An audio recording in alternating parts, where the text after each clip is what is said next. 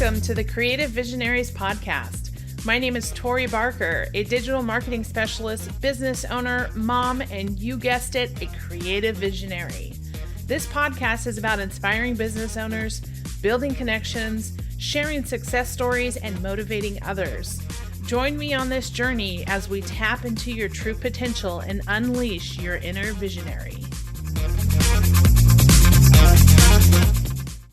Hi, everyone. Welcome back to the Creative Visionaries Podcast. I have the honor and pleasure of introducing our next guest, Scott Jeffrey Miller. Welcome, welcome. Scott, why don't you tell us a little bit about yourself and why you're so wonderful? I'm starstruck here today. Well, no. I have no evidence that I'm wonderful by any stretch. But hey, honored to be here, Tori. Thanks for the spotlight and the platform today. Delighted to maybe impart some of my successes and messes into your audience. They can learn from my failures as well. Like you said, I'm Scott Miller. I live here in Salt Lake City, Utah, with my wife, Stephanie, and our three young sons that are 8, 10, and 12. And to my wife's absolute horror, they all have my energy level and personality. So there's a lot going on in Millerland. And both our dogs are boys, too. So my wife is like way outnumbered. Poor thing. I've lived here on and off for about 26 years. I've worked for the Franklin Covey Company, which is the world's largest, I think, and most trusted leadership development firm based here in Salt Lake, founded by Dr. Stephen R. Covey. I was his chief marketing officer for a decade. And prior to that, I was a sales leader. And post that, I was the leader of their thought leadership strategy. Awesome. I'm also a multiple author, radio host. I'm a columnist for Inc. magazine. I host a couple of podcasts, and I'm an entrepreneur. I own a speaking agency and a literary agency and a few other things like that. I'm originally from Florida. I was born and raised in Orlando, Florida, lived there the first literally half of my life, and worked for the Walt Disney Company for 4 years until they invited me to leave. And so that's how they do it at Disney. And so where does a single Catholic boy from Orlando move? Well, of course, to Provo, Utah, where all the Catholics are, right? No, there was not a single Catholic in Provo, Utah 26 years ago. But I had a great run, lived in London, Chicago, and around the world for the company. And now I'm here in Salt Lake writing, speaking, parenting, and trying to keep my marriage together in spite of our three young boys' plan to destroy it every single day. Every day. Isn't that true? Kids are wonderful gems. You said it, not me. I know.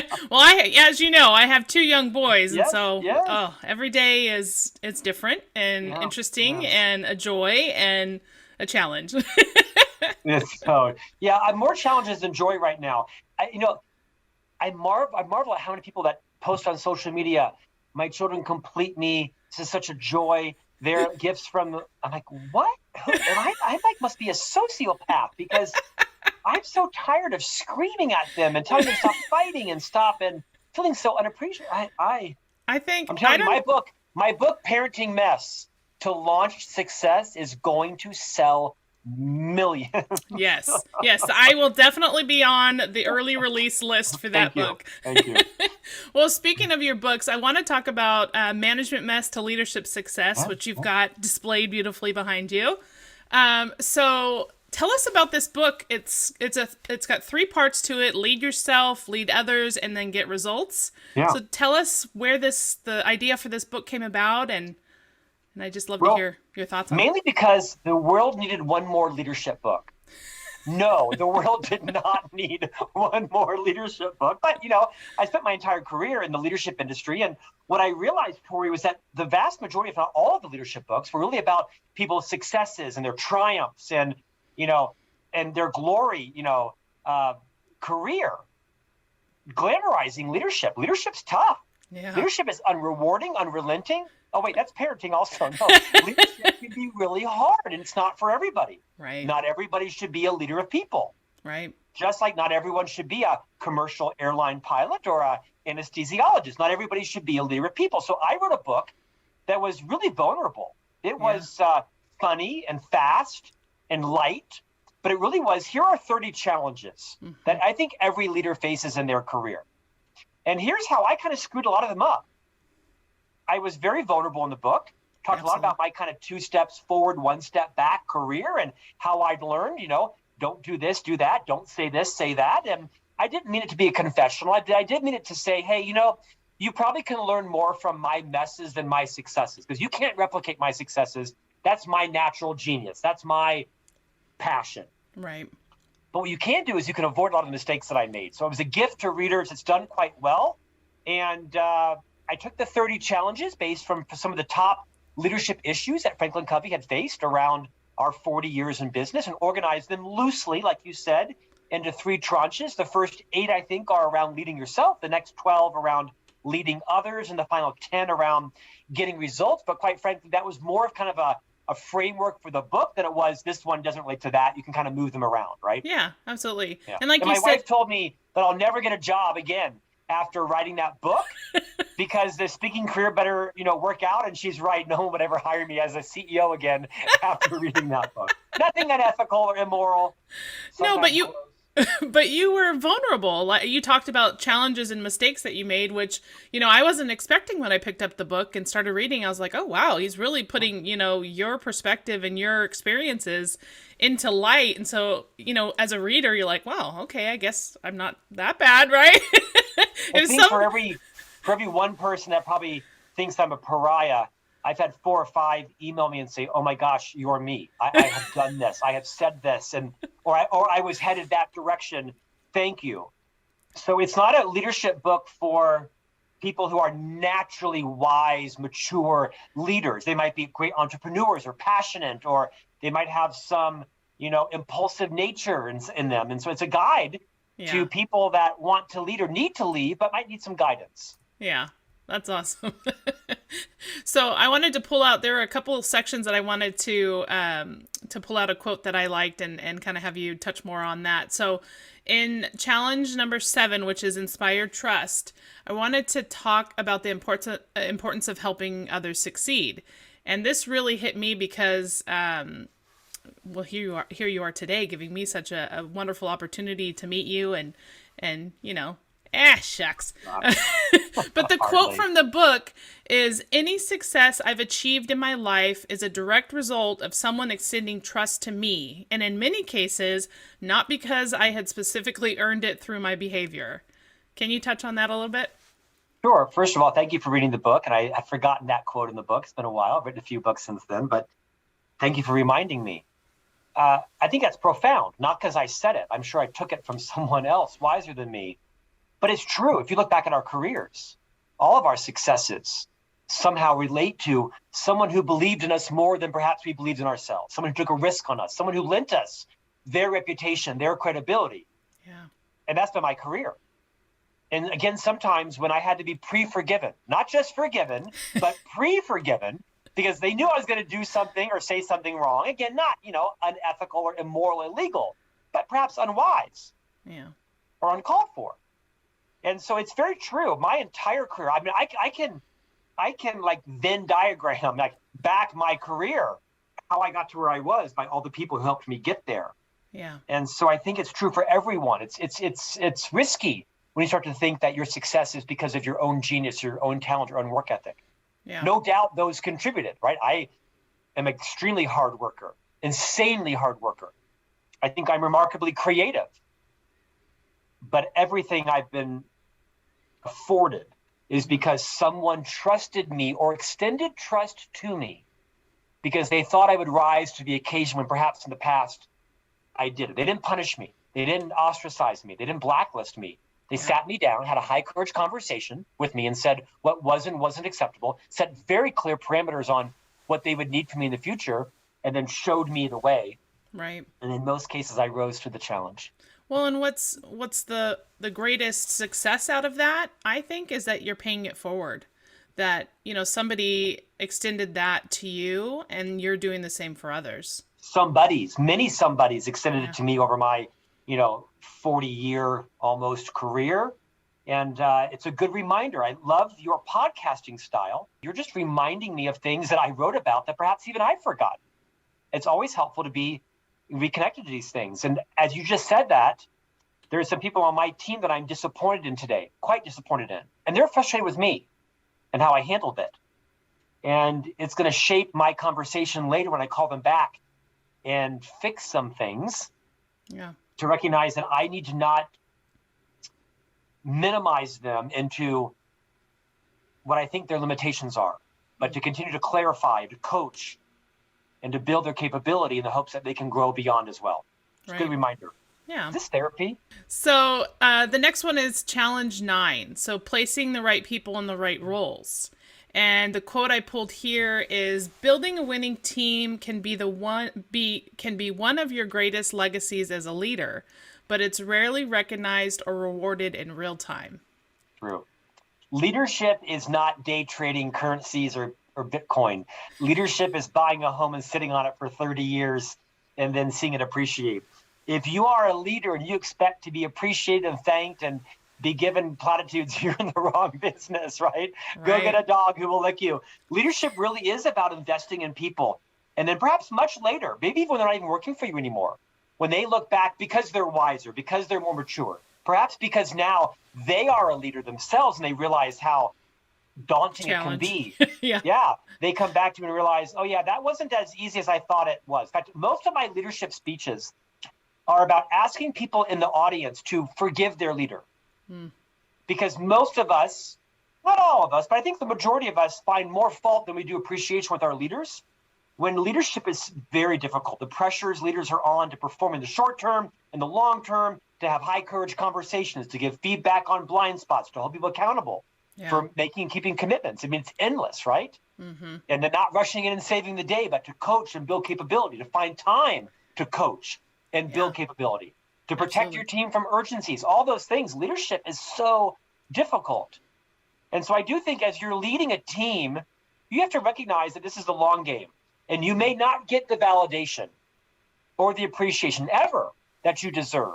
When someone thanks me for my contribution to them, it's often in an airport, 10 years after I terminated them, or they quit, or they left, or whatever it was. They come back and say, oh my gosh, that thing you taught me, and the time I thought you were just a you-know-what, a jack, fill in the blank, not a compliment.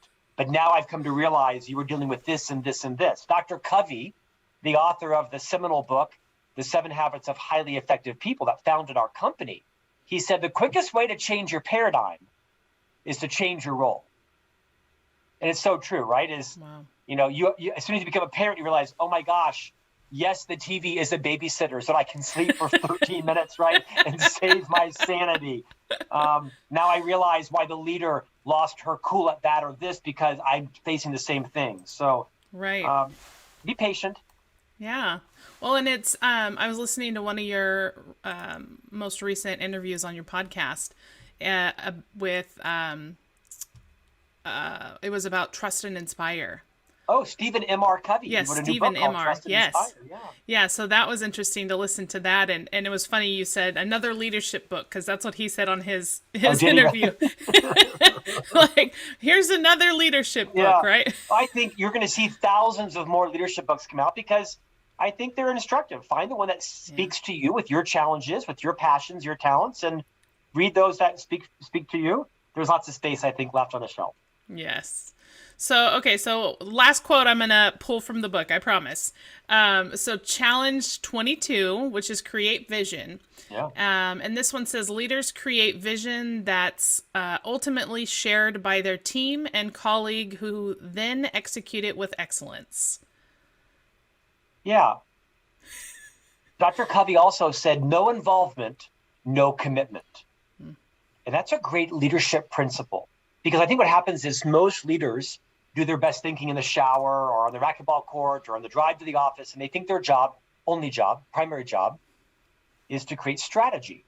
Well, that is a fundamental job of a leader, right? Is to create vision, to paint a vision. But if the vision is only in your head and it isn't in everybody else's head and in their heart, then they're just merely executing on your vision, and you haven't won their hearts. You've maybe won their minds or their backs. And that may sound like a little bit of a pithy adage, but this is true, is when you've got a vision, that's probably 10% of the work. You've got to implant that vision into the passions of your team members and have them own it as if they had thought it up. Now, their job is, of course, to help you execute on it, to lead the execution. Yeah. But people don't want to spend their career simply executing on your genius. That gets old. Yeah. No one wants to work for the smartest person in the room.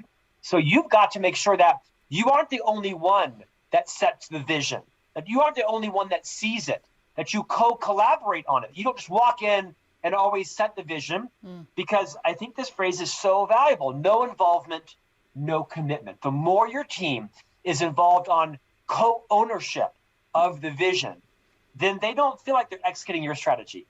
They're executing their strategy, and they will stay longer. Wow. That's inspiring. I mean, Leadership wisdom from Scott Jeffrey Miller.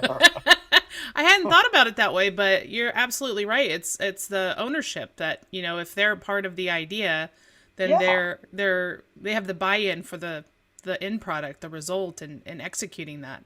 And can I tell you a small risk in this? A small risk is there's a type of leader, well-intended, that goes into a meeting and they feign democracy around, I want to hear everybody's ideas. When they full well have their idea, they know where it's going to land, but yet they're sort of placating everybody by thinking I'm listening to you. And no, that's a good idea. And, as I've also thought about that, and then they kind of railroad their idea. Listen, everybody's on to you. Everybody knows what you're doing. Stop wasting their time. There's such a thing as executive privilege. You may walk in as leader and say, I've thought of this. This is our strategy, and we're going to do this. You have that right. Not every meeting, not every time, not all the time. Right. But I do think there is great wisdom in making sure that you declare your intent. My intent is to share with you some things I've been thinking about that I think perhaps still are a bit rough around the edges, and I'd love to have your input on it. I think this is the right direction, but maybe it needs a degree turn or two. And then you got people that don't feel like you're the genius. They feel smart. They feel valued. They feel included. They feel involved. Yeah. Therefore, they become committed. Yeah, absolutely. Practical advice. That is not just some leadership quote from some, old wise sage. That's just good everyday leadership advice. That's good parenting advice. Yeah, well. I think you're right. Everyone can learn from that, whether it's in business or in personal life. Yeah. Words of wisdom. So the book, A Management Mess to Leadership Success, is the first of a series. So can you tell us about the other books in your series and what's to come? I'm looking around for some covers, but I can't find them. So Management Mess to Leadership Success was the first volume in the Mess of Success series. The green book behind me, for those of you who might be watching on video, is called Marketing Mess to Brand Success, 30 Challenges to Transform Your Organization's Brand and Your Own. It came out last June. All my books have 30 challenges, and I don't know why, but they have 30. 30 days in a month, some months. The next one is called Communication Mess to Influence Success. I think it'll be fantastic. Yes. And then the next one is called Job Mess to Career Success. I have another one called Sales Mess to Revenue Success, or it might be Sales Mess to Client Success. I'm still working on the title. Yeah. But there's a whole series of them. There'll be one on relationships. Like I mentioned earlier, I'm starting to write one called Parenting Mess to Launch Success. The problem is my kids aren't launched yet, so I got to have them at least like in college or something. And so you've got about it's a work in progress. I got about 6 years to I want to write it now. I want to write it now, but I think I got to either change the launch success to something else, because I don't think you can really launch them until they're 30? I don't know, 40? I don't know nowadays. Please no. No, I know. I'm not ready. Oh, I'm ready. I just don't know they're going to be ready. Oh, yeah. I'm ready. So whose idea was it to write this series, and how did you come up? Did you start, I know as a visionary, it's like, I have this idea, and then I had this other idea and this other idea. So did it kind of all come together as one big idea of a series, or did it kind of piecemeal out, oh, well, we should do this? And it definitely piecemealed. I mean, honestly, no one's ever asked me this question before, and I've done hundreds of podcasts from this book. It happened with about 10 people. We had a small little booklet, like a giftable, that our chief people officer, Todd Davis, wrote. And we curated with him these 30 challenges. We gave it out to clients. It did really well. And then he went off to write a different, bigger book that became a great Wall Street Journal bestseller. And then I found a publisher. And I thought, gosh, you know what? I've got some great stories around these that I think I could write that are really vulnerable and could help people. And I kind of had the courage to write a book that wasn't how I did it well, it's how I did it poorly, right? And so there weren't many people in the company that wanted to, share all of their sins. And so a publisher believed in me. It was a publisher that named it. Mango named it Management Mess to Leadership Success, which was a bit controversial because not everybody likes to use those words interchangeably, right? And management means some things to people in leadership and all of that. Not all management's a mess, right? And has a negative title to it. And so it was not a very popular book inside Franklin Covey because, as a Utah company, everything works out nice here. Everybody gets along. Everything wraps up in a bow in Utah. There's no problems out here, whatever. But that's the dominant culture in this state oftentimes, right? And so it wasn't a very popular book early on. And I think at the time of this taping, I think I've already given 7 keynotes on it this month alone. Wow. And so it's a very popular topic still inside organizations. So it was the culmination of a lot of talented people that rallied around me and helped to congeal it. But I wrote the whole book. I wrote it myself. They're my stories. No one wrote it for me. I had an editor help me, kind of get the ball to the end zone metaphorical each time. But yep. I do write my own books. That is amazing. And I also record the audiobooks, which let me tell you, that kicks your you-know-what. That is tough. That is tough. I always appreciate when you read a book or you listen to a book and you can actually hear the author's voice on the audio side. It just, I don't know, to me it just makes it so much more impactful because when you read something, you hear their voice in your head, kind of, right? Yeah. I think it happens more so in nonfiction books than fiction. Yeah. Rarely does an author read their own fiction books. Right. Because they're not professional readers. There is a career of very competent people who do voiceover work, right, and who read on audio for a living. I wanted to read it, and people encouraged me to read it because I do think my personality, for good and bad, comes out in it. And so I have chosen to read all of my books on audio. And it honestly, this will sound arrogant. I mean it to be humble. It's my gift to the reader because it is a very taxing. I can't read for more than about 2 hours because you start to get blisters in your mouth and you get fatigued, believe it or not, talking nonstop for 2 hours. So it takes a lot of time to read it. And depending upon your editor, it's usually, in my case, it's been a he, sometimes a she. They might let you go 2 sentences. Stop. I need you to repeat that word. And here's the intent. Oh my gosh. Can you imagine repeating everything in a Okay, I'm sorry. Not letting your tone come across with oh gosh, this is again. Are you serious? Or you get through a whole paragraph with no changes, and you wait, and they say, I need you to read that again because you paused. No. or whatever. No, they wish I would pause. They want more pauses from. They're like, we can't slow you down on the audio, so you're gonna have to do it first. Were you there? Well, okay, so I want to transition a little bit into thought leadership. I mean, This is all kind of intertwined into your books and your business and everything, but you talk about thought leadership a lot, and I wanted to hear why you think it's so important in this day and age and just in general. I think thought leadership is getting a little bit of a bad rap because it's kind of so overused right now. But let me correct that paradigm. I was the executive vice president of thought leadership at Franklin Covey. What that really means is what's our point of view? What's our expertise?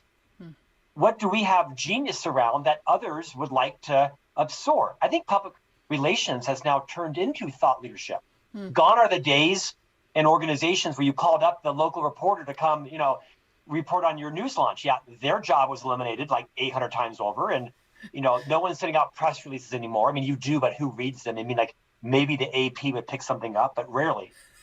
I think public relations now is more about triage, reputation management, right? There's a crisis or an issue, or perhaps your CEO is called on for her to weigh in on a topic, in some calamity. But public relations has really, I think, displaced thought leadership has displaced public relations as the mouthpiece of your company. It might be writing a column in a magazine. It might be having a podcast or a blog, or it's your website.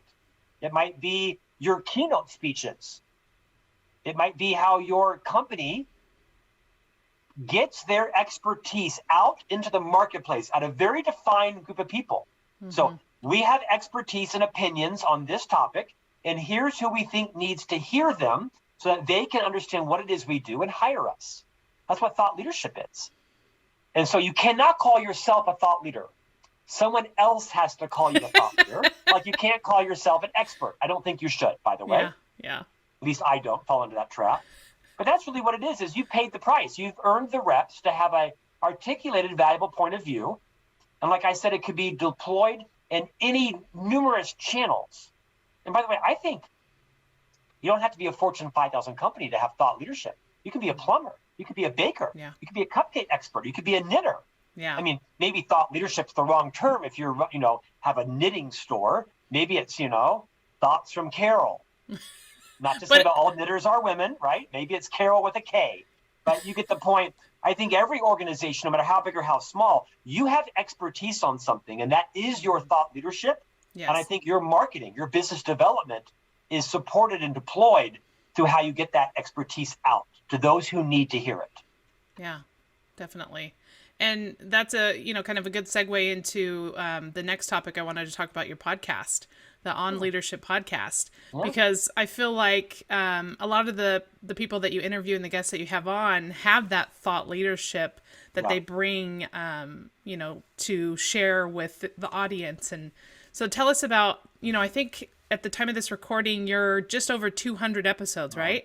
Yeah, which doesn't sound like that many in the industry, but that's 200 weeks of never any interruption on camera interviewing someone. So thank you for the spotlight on this. So like you, I'm privileged to host a podcast, and like yours, mine is on video and audio. It's called On Leadership with Scott Miller. Franklin Covey sponsors this podcast. It now is the largest weekly leadership podcast globally. It's about 7 million people each Tuesday.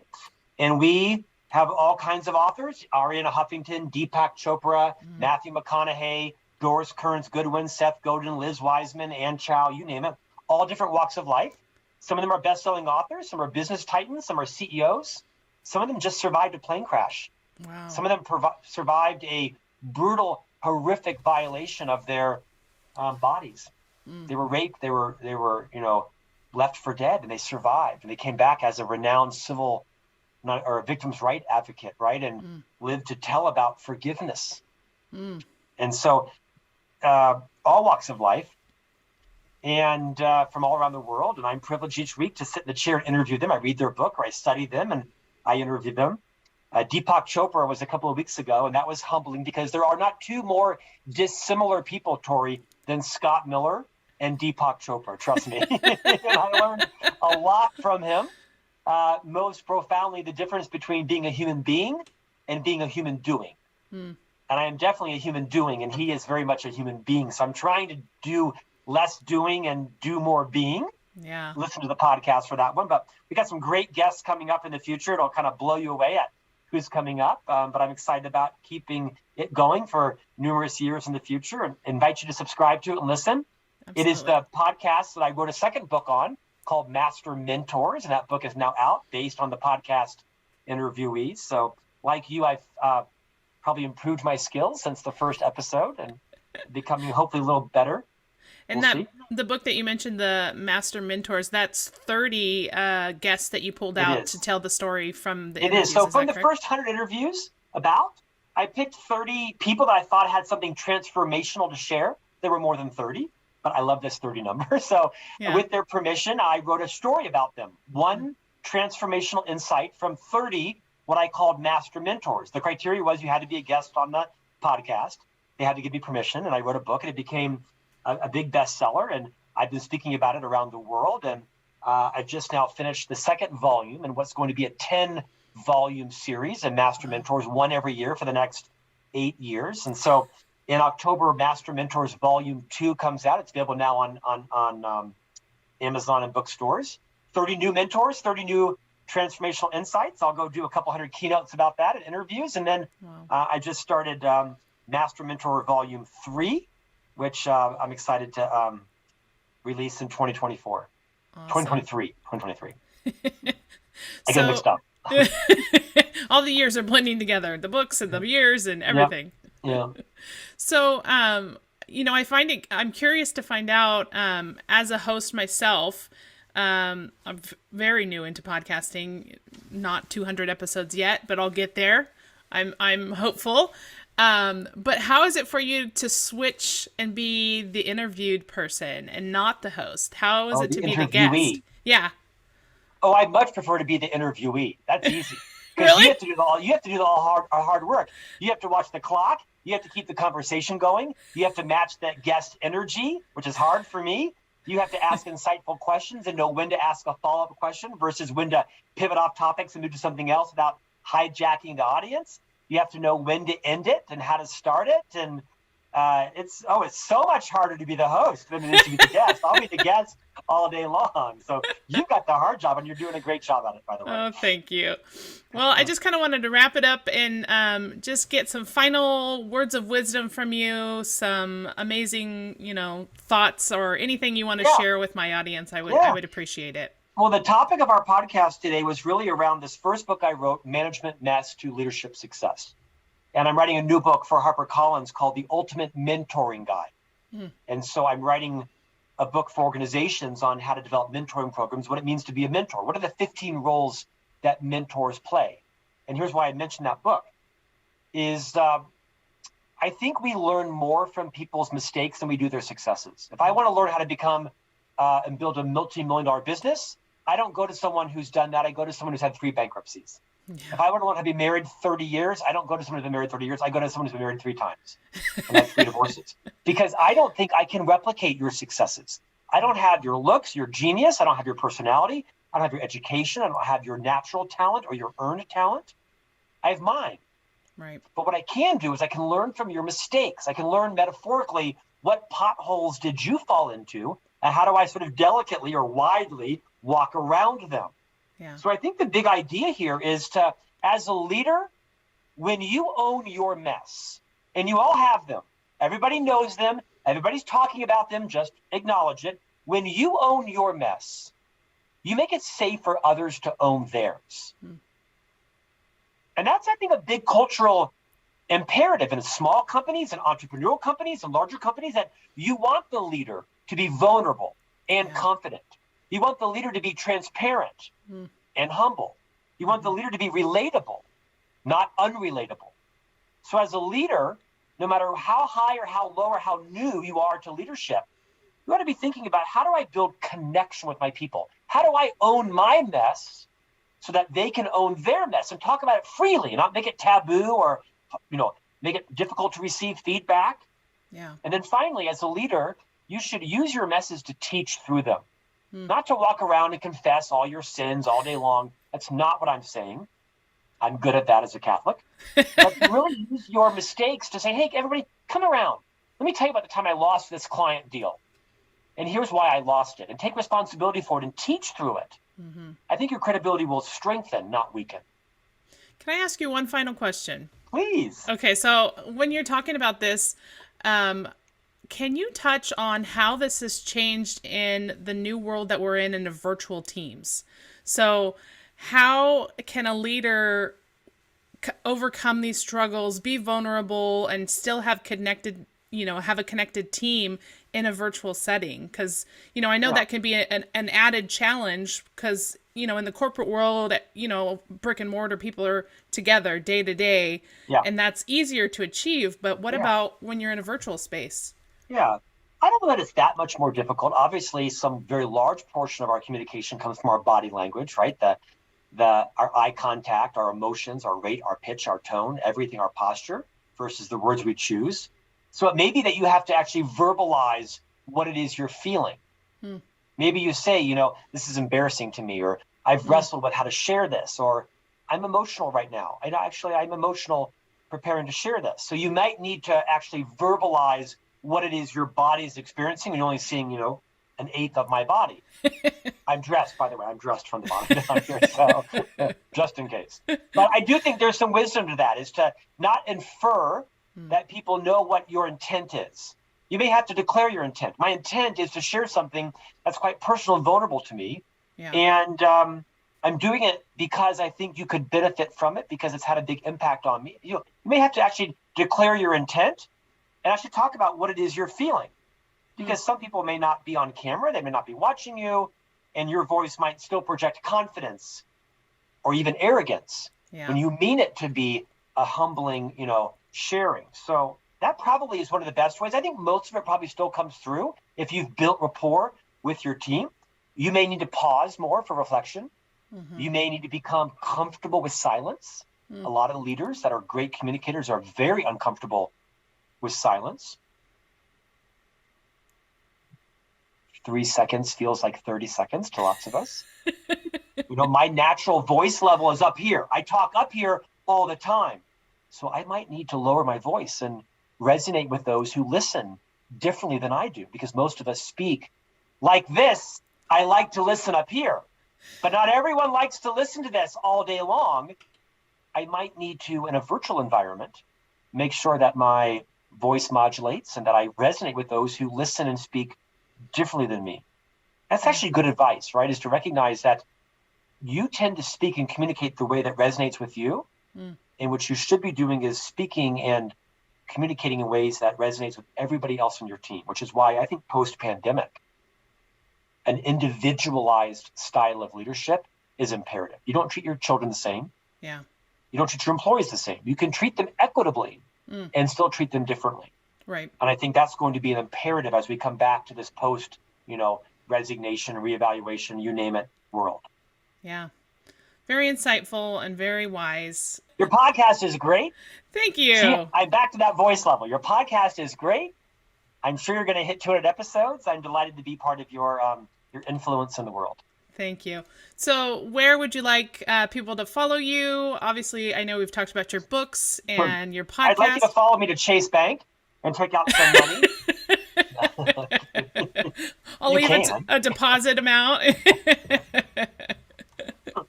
You can follow me anywhere.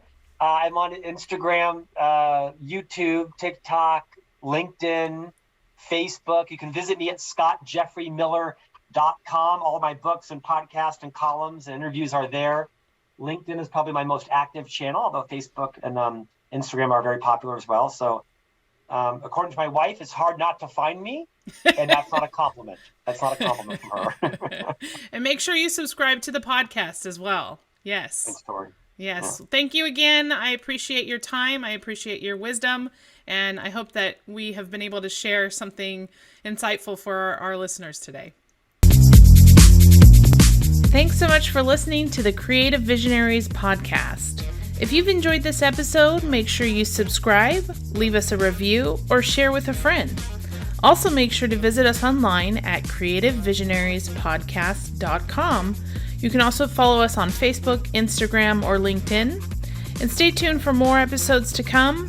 And remember, it's time to tap into your true potential and unleash your inner visionary.